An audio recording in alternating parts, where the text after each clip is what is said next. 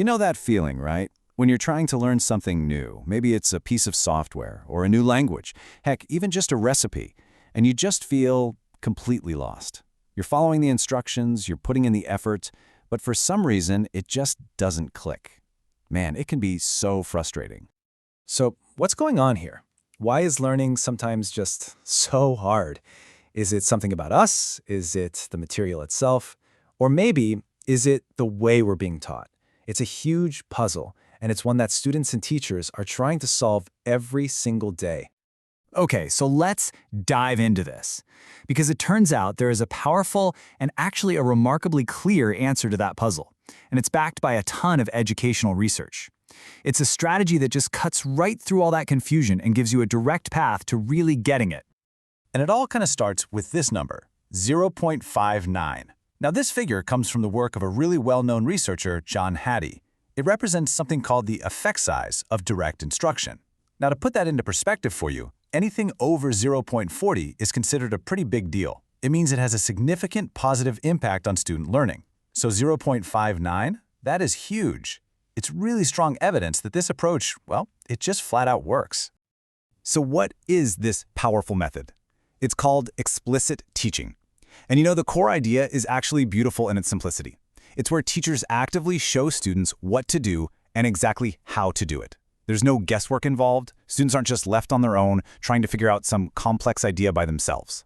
The teacher literally provides the map right from the very beginning. And we're not talking about just some vague map either. It's a clear, step-by-step roadmap for learning. This isn't about throwing a bunch of random activities at students and hoping something sticks. No, it's a systematic, sequential process, and it's designed specifically to build both knowledge and confidence. All right, so this whole method really breaks down into 4 key steps. First up, the teacher sets crystal clear goals. I mean, so clear that everyone in the room knows exactly what they're supposed to be learning. Second, the teacher models and demonstrates the skill. This is so important. They don't just tell you, they show you. Third, students get a chance to practice, but with support and guidance right there. And finally, number 4, they get that crucial feedback all along the way to fix any misunderstandings and really lock in the learning. Okay, so that all sounds great in theory, right? But what does it actually look like in a real classroom? Let's check out how this method plays out in 2 really different situations. So for our first case study, we're heading into a primary school, and the challenge here? Teaching young students how to write a really compelling introduction for a persuasive essay. Now think about it. That's a pretty abstract, tricky task for a little kid, right? So how do they pull it off? Well, the teacher put that roadmap right into action. They started by explaining the goal very clearly. Then they modeled how to write an intro, breaking it down into smaller, manageable parts. They showed the kids a bunch of different examples, and this is key. They checked to make sure everyone was getting it before moving on. And then, as the students started working, the teacher was right there, monitoring and giving feedback. And the result? This is the best part. The students didn't just learn the skill. They actually felt confident. You know, that I can do this feeling? That's one of the most powerful things that can happen in a classroom, and it just goes to show clarity really does build confidence. Okay, now let's jump ahead a few years to year 8. We're in a totally different subject now, humanities, with an older group of students, and their task was to get a handle on how to properly write a bibliography for a big research project.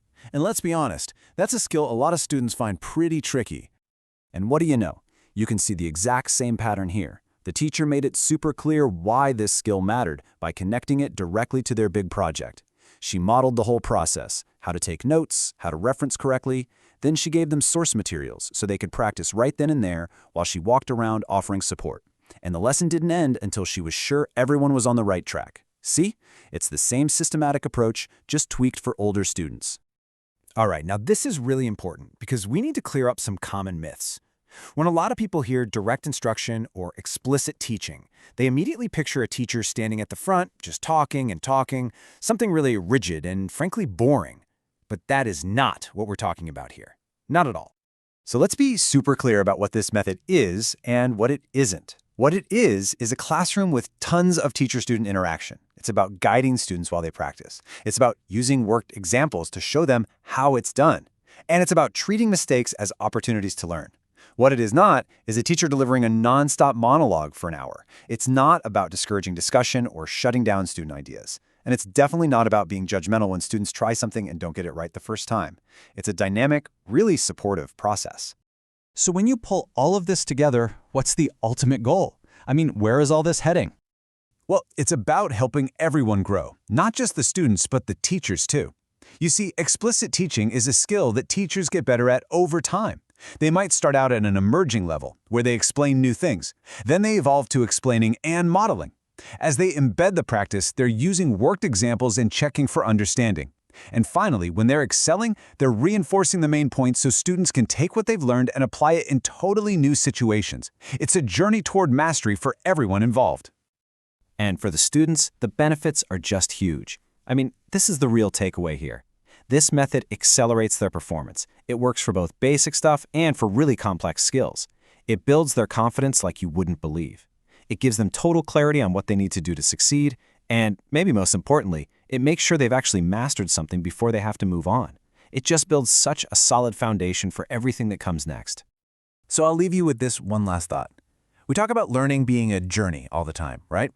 Well, if learning really is a journey, what's the value of a guide who doesn't just hand you a super complicated map and say, good luck, but instead shows you the destination, points out the exact path, and then actually walks alongside you for those critical first few steps? That, right there, is the power of explicit teaching.